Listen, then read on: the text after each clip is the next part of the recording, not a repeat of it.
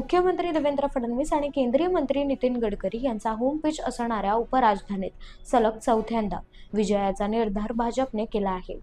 नागपूर महापालिकेतील तब्बल 120 जागांवर भाजपचा झेंडा फडकेल असा दावा महसूल मंत्री आणि पालकमंत्री चंद्रशेखर बावनकुळे यांनी केला आहे.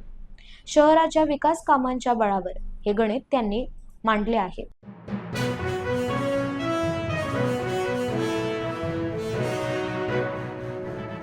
गृह विभागाने राज्य निवडणूक आयोगाला आचारसंहितेच्या काळात दाखल गुन्हे, जप्त करण्यात आलेली दारू रक्कम आदींबाबतचा अहवाल पाठविला आहे.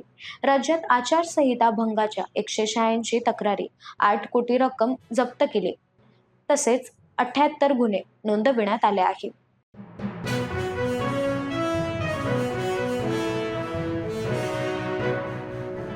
आम्ही जाणार नाही. चित्रपटसृष्टीतील अनेक कलाकारांचा निर्धार, उमेदवारांच्या प्रचाराकडे फिरवली पाठ.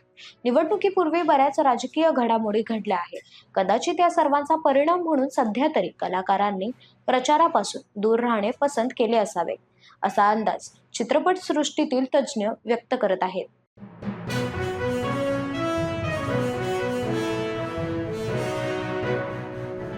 मुंबईत भाजपची सर्वात मोठी कारवाई, 26 जणांचे 6 वर्षांसाठी निलंबन, बड्या नेत्यांचाही समावेश. नेमकं कारण काय?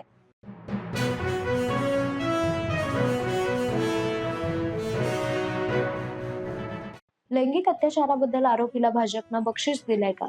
खासदार संजय राऊत यांचा हल्लाबोल. खासदार संजय राऊत यांनी माध्यमांशी संवाद साधताना भाजपवर जोरदार टीका केली आहे. बदलापूरमध्ये भाजपकडून आरोपीला स्वीकृत नगरसेवकपदी, तर लैंगिक अत्याचाराबद्दल आरोपीला भाजपनं बक्षीस दिलंय का, असा सवाल खासदार संजय राऊत यांनी केला आहे.